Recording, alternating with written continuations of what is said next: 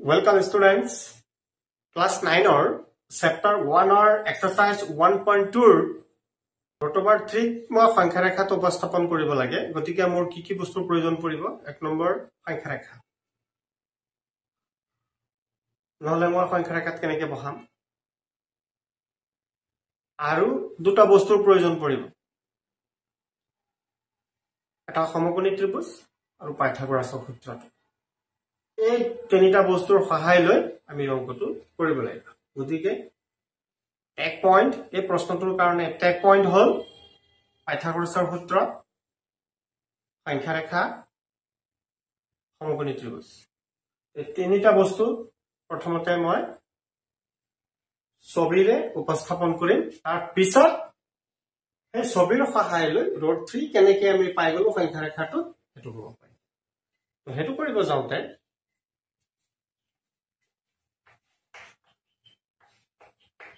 মই প্ৰথমে সংখ্যা ৰেখা এটা লাকি ল'ব লাগিব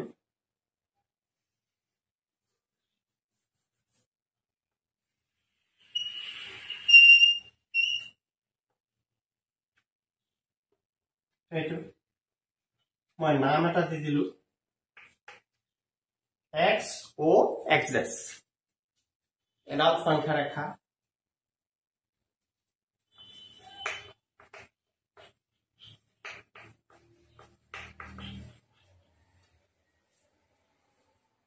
সংখ্যা ৰেখা কিয় কোৱা হৈছে আমি এই ৰেখাডালত সংখ্যাবিলাক উপস্থাপন কৰিব আৰু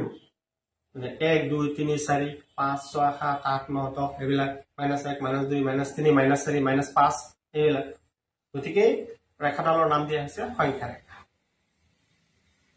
আমাৰ উদ্দেশ্য হৈছে ৰোট ওভাৰ 3 টো বহুৱা ইয়াত কিন্তু কোটা ইয়াত দেখোন ৰোট ওভাৰ 3 টো নাই 1 2 3 4 এবিলাকহে আছে কাৰণ এটো হৈছে অখণ্ড সংখ্যাৰ সংখ্যা ৰেখা ৰোট 3 ৰোট 2 ৰোট 5 ৰোট 7 হেবিলাক বস্তু মই কেনেকৈ বহাম হেবিলাকো বহাব পাৰিম তাৰ কাৰণে মই তোমালোকক যিকিটা কি পইণ্টছৰ কথা কৈছো টেক পইণ্টছৰ কথা কৈছো হেকিটা বস্তুৰ সহায় লৈ আমি এই অংকটো সমাধান কৰিব পাৰিম দিগে স্টেপ কেটা চাই যাবা কেনেকৈ কৰিব লাগে আৰু সেই ছবিটো তুমি যদি আঁকিব জানা তেতিয়া হলে এই ছবি চাই চাই তাৰ পিছৰ যিখিনি এক্সপ্লেনেশন আছে সেইখিনি বস্তু লিখি দিবা আৰু একো নহয় গতিকে মুখস্থ কৰা কোনো প্ৰশ্নই আহা নাই কিন্তু মোৰ ধাৰণা ৰাখিব লাগিব মই ৰোড 3 কেনেকৈ উলিয়াম কোৰ পৰা উলিয়াম পাইথাগোৰাছৰ সূত্ৰৰ পৰা উলিয়াম ৰোড 3 টো আৰু বাহুকেটা পাইথাগোৰাছৰ সূত্ৰ সমকোণী ত্ৰিভুজৰ ওপৰত এপ্লাই হয় গতিকে সমকোণী ত্ৰিভুজৰ কোন কেটা বাহুৰ মান কিমান ললে ৰোড 3 পোৱা যায় সেই ধাৰণাটো ৰাখি লৈ কৰি গলে হল জানে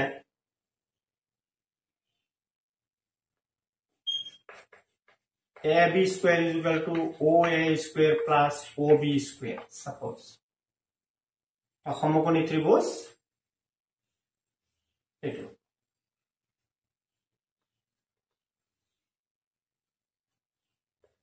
এটো o এটো a এটো b ab কর্ণ oa উন্নতি ob ভূমি এটো সমকোণী ত্রিভুজ o কোণটো 90 ডিগ্ৰী এতিয়া মই a o b আৰু oa এই দুটা বাহুৰ মাপ ধৰি লৈ আমি সদায় কৰ্ণ উলিয়াব পাৰিম এটো মাপ যদি 1 হয় আৰু এটো যদি 1 হয় 1 1 যদি হয় তেতিয়ালে 1 স্কয়াৰ প্লাস 1 স্কয়াৰ তাৰ মানে 2 স্কয়াৰ হ'ব 2 হ'ব 1 1 2 তেতিয়ালে ab √2 হ'ব √2 পাই গৈছো ৰোড 3 কেনেকৈ পাম এই দুটাল বাহুৰ পৰাই উলিয়াব লাগিব ৰোড 3 উলিয়াব লাগিব তো ৰোড 3 উলিয়াবলৈ হলে মই যদি এডাল বাহুৰ মাপ 1 লম সাপোজ এটো মই 1 ললো তো 1 স্কয়াৰ আৰু এটো মই 2 ললো কাৰণ 1 1 টো আগত ললো এটো মই 2 ললো তেতিয়া কিমান পাম তো 1 + 4 = 5 তাৰ মানে ab √5 কিন্তু ৰোড 3 টো আহা নাই গতিকে ৰোড 3 কাৰণে আমি এই স্বাভাৱিক সংখ্যাবিলাক লৈ থাকিলে নহব এটো কাৰণে কি কৰিব লাগিব ab square is equal to oa square plus ob square এটাৰ মাপ মই 1 ললো 1 স্কয়াৰ আৰু OB এটোৰ মাপ মই ৰুট 2 ললো তেতিয়া কি হ'ব 1 প্লাস ৰুট 2 স্কয়াৰ মিন্স 2 3 এতেকে AB = ৰুট 3 ৰুট 3 দেখোন পাই গলো ৰুট 3 কেতিয়া কেনেকে পাও এডাল বাহুৰ মাপ যদি 1 লৈছো আনটো বাহুৰ মাপ কিমান লব লাগিব ৰুট 2 লব লাগিব the road to আমি কেনেকে ধাৰণা কৰিলাম যে এই মানখিনিৰ মাপ road to এটো তো আমি স্কেল ব্যৱহাৰ কৰিব নোৱাৰি গতিকে এনেকুৱা ক্ষেত্ৰত কেইটামান সংখ্যা আছে যেনে road 3 road 7 গ্যাপ দি এই সংখ্যা কেইটাৰ মাপ উলিয়াবলৈ স্বাভাৱিক সংখ্যা যেন আছে 1 2 3 4 সমকোণী ত্ৰিভুজৰ বাহুৰ মাপ এই স্বাভাৱিক সংখ্যা ললে নহব কি লব লাগিব ৰুট এটা সংখ্যা এটা বাহুৰ মাপ ৰুটত থকাকৈ লব লাগিব তেনেকুৱা ক্ষেত্ৰত আমি কি কৰিম যেনে ৰুট 3 এটোৰ ক্ষেত্ৰত আমি কি কৰিম তাৰ ৰুট 3 আগৰ মাপটো কিমান আছে ৰুট 2 আমি সদায় ৰুট 2 উলিয়াই লব লাগিব ৰুট 2 মই সমকোণী ত্ৰিভুজ এটা আকো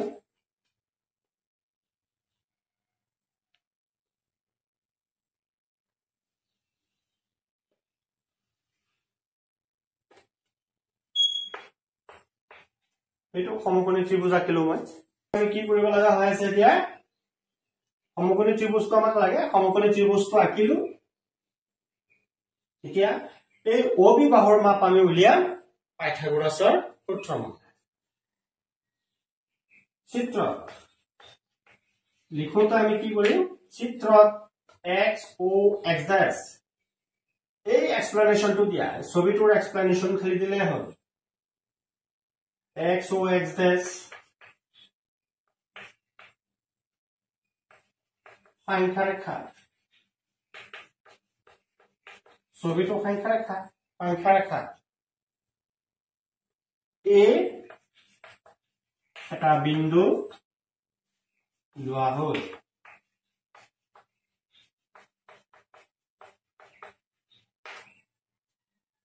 ছবিটো যেনেকৈ আঁকিছো কথাখিনিও আমি তেনেকৈ কৈ দিলো যে এ এটা বিন্দু ললো এই বিন্দুটো যেন ললো ও বিন্দুৰ পৰা কিমান আঁতৰত লৈছো এই কথাটো কৈ দিয়া কিমান আঁতৰত লবা তুমি জধামধা ললে নহব পাইথা যাতে আমি ৰুট 2 পাও এই মানটো ৰুট 2 যাতে পাও সেই বস্তুটো আমি ধ্যানত ৰাখি যাব লাগিব গতিকে এটো মই একতকে যদি বেছি লৈ লম তেতিয়ালে নহব একে লব লাগিব যাতে লোৱা হ'ল দেখাই কথাটো ইয়া লিখি দিলে যাতে OA = 1 একক সেন্টিমিটাৰ নে মিটাৰ নে কিলোমিটাৰ হেবিলাক আমাৰ নালাগে একক বুলি লৈ লৈছো এক লৈছো তাৰমানে কিন্তু প্ৰায় এখিনি এক লৈছো যদি এটো এক লৈছো তেতিয়ালে এটো কিমান লব লাগিব যদি মই 2 লওঁ তেতিয়ালে 5 হৈ যাব ৰুট 5 হৈ যাব আমাৰ ইমানতকে বেছি গুছি যাব ৰুট 2 কে বেছি গুছি যাব গতিকে মই এটো এক লব লাগিব গতিকে AB আৰু AB = 1 একক এই কথাটো লিখি দিলো তোমালোকে তেনেকৈ লিখিবা ছবি চাই এক এটোৰ মাপ 1 এটোৰ মাপ 1 তেনেকৈ এক এক ললো এতিয়া মই ৰুট 2 উলিয়াম তাৰ মানে OB মাপ উলিয়াম পাইথাগোৰাছৰ সূত্ৰৰ পৰা পাওঁ কথাটো লিখিব লাগিব ইয়া পিছৰখিনি মই কৰি আছো দিয়া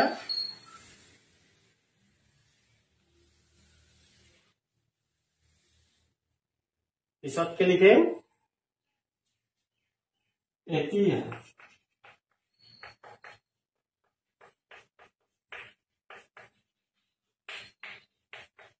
পাইথাগোৰাছৰ সূত্ৰ মতে OB স্কয়াৰ বা ডাইৰেক্ট তোমালোকে OB লিখিব পাৰা তেতিয়া ৰুট ওভাৰ চিনটো ইপিনে লৈ আনিবা OA square plus AB square কোৰ পৰা আহিছে এটো পাইথাগোৰাছৰ সূত্ৰৰ পৰা আহিছে তে মান বহাই দিয়া OA আৰু OB ৰ মান আমি লৈ লৈছিলো এক এক লৈছিলো যদি এক এক লওঁ তেতিয়াহ'লে কি হ'ব এটোৰ মাপ আছিল 1 স্কয়াৰ প্লাস 1 স্কয়াৰ অৰ্থাৎ 2 এতিয়া চোৱা আমি √2 পাই গলো এই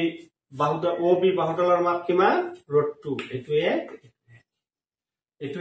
এক যদি লওঁ এটো √2 পোৱা যায় এই ধাৰণাটো ৰাখি যাব এতিয়া আমি √2 পাই গলো এতিয়া আমি √3 উলিয়াব পাৰিম সেই আগৰ নিচিনাই √2 যেনেকৈ উলিয়াইছিল √3 তেনেকৈ উলিয়াব লাগিব পাঠ্যপুস্তক সূত্ৰ ব্যৱহাৰ কৰিব লাগিব সমকোণী ত্ৰিভুজ আৰু এটা কিব লাগিব সেই সমকোণী ত্ৰিভুজটোৰ এটা বাহুৰ মাপ √2 লৈ ল'ব লাগিব কাৰণ আমি যেটো পাঠ্যপুস্তক সূত্ৰ ব্যৱহাৰ কৰিছিল সেই পাঠ্যপুস্তক সূত্ৰটো তোৰ পৰাই আমি √3 পাব লাগিব এই আগৰটো নিচিনা তে আমাৰ হাতত ইতিমধ্যে √2 আছে এই √2 লগত আৰু এটা কি সংখ্যা যোগ কৰিলে আমি গৈ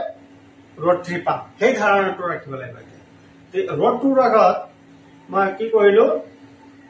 এক ব্যাসাৰ্ধৰ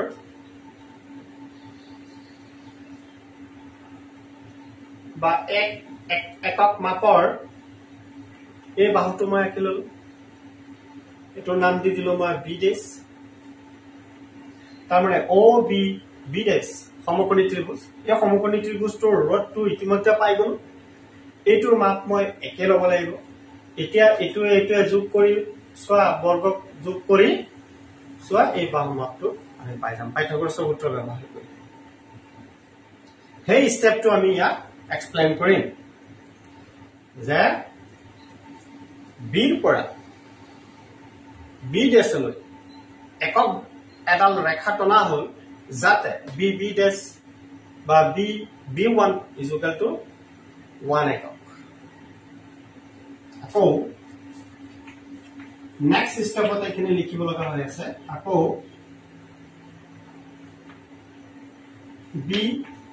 B ডেশ পকা হল যাতে B ডেশ = 1 একক এই কথাটো কৈ দিছে আৰু OB টো আমি ইতিমধ্যে পালোৱে OB কিমান √2 পাইথাগোৰাছৰ সূত্ৰৰ পৰা পাওঁ এতেকে পাইথাগোৰাছৰ সূত্ৰ মতে নেক্সট আমি এখিনি বস্তু লিখিব লাগিব এই √3 টো উলিয়াব লাগিব তো মই মছিটো লৈ এখিনি বস্তু মই লিখিব লাগিব পাইথাগোৰাছৰ সূত্ৰ মতে এই সমকোণী ত্ৰিভুজটো OB ডেশ ৰ পৰা পাইথাগোৰাছৰ সূত্ৰ মতে কোনটো ত্ৰিভুজৰ পৰা এইটো সমকোণী ত্ৰিভুজৰ পৰা এইটো কৰ্ণ OB1 = √1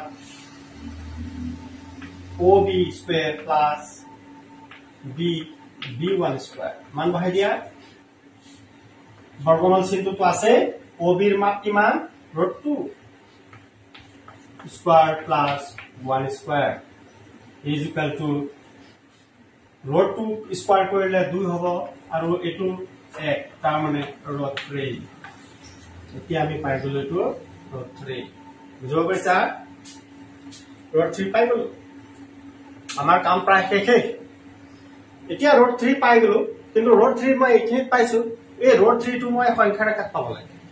তেতিয়া উপস্থাপন হ'ব সংখ্যা ৰেখাত √3 টো উপস্থাপন হ'ব গতিকে হেতুৰ কাৰণে স্টেপটো কি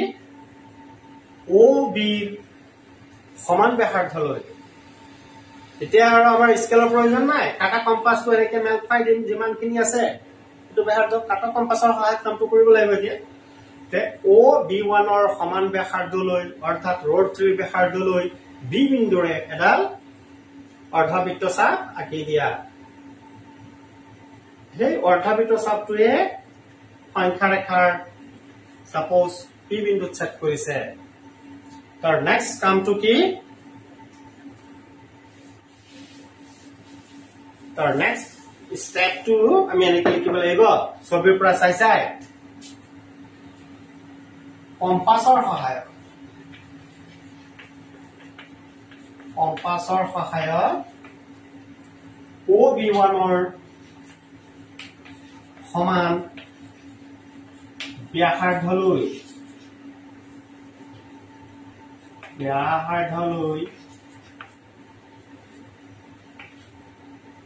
B1 বিন্দুৰ মাজেৰে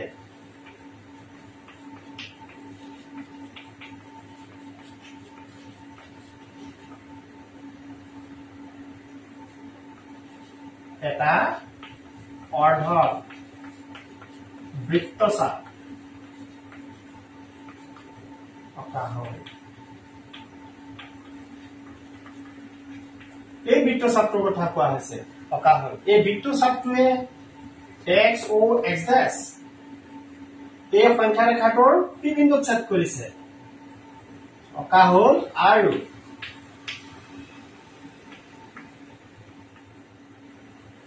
চাপটোৱে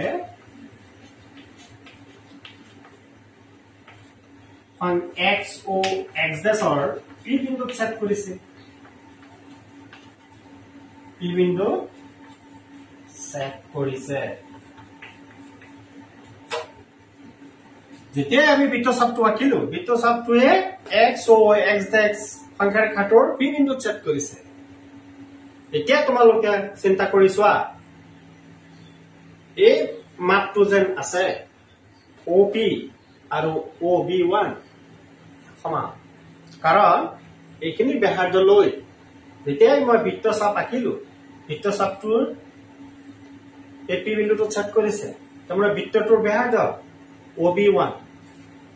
OP এটা বৃত্তৰ ব্যাসাৰ্ধবিলাক সমান গতিকে OP এটা ব্যাসাৰ্ধ OB1 ও এটা ব্যাসাৰ্ধ গতিকে কি হৈছে এই ব্যাসাৰ্ধ দুটা সমান হোৱাৰ কাৰণে এটোৰ মান যেহেতু √3 আছে না এইখিনিৰ মান কিমান OP কিমান হ'ল √3 আৰু হেতু p বিন্দুটো ক'ত আছে সংখ্যা ৰেখাৰ ওপৰত আছে। এই p বিন্দুটোৱে হৈছে আমাৰ নিৰ্ণয় p বিন্দু নিৰ্ণয় √3 আমাৰ যেটো √3 উলিয়াব দিছিলে সেই p বিন্দুটোৱে হৈছে √3 আৰু OP ৰ মান কিমান √3 গতিকে আমি সেই বস্তুটো লিখিছো আৰু চাপটোৱে x o x dash ৰ p বিন্দুত ছেদ কৰিছে যাতে OP = √3 যাতে OP = √3 এই p বিন্দুটোৱে তাৰ পিছৰ বস্তুটো কি লিখিব লগা হৈ আছে এই p বিন্দুটোৱে √3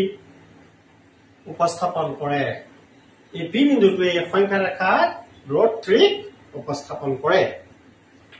এই p বিন্দুটোৱে সংখ্যা ৰেখাত √3 উপস্থাপন কৰে বা নিৰ্দেশ কৰে। বুজিব পাৰিছা তো এনেকে ষ্টেপ বাই ষ্টেপ যাবা তোমালোকেও পাৰিবা।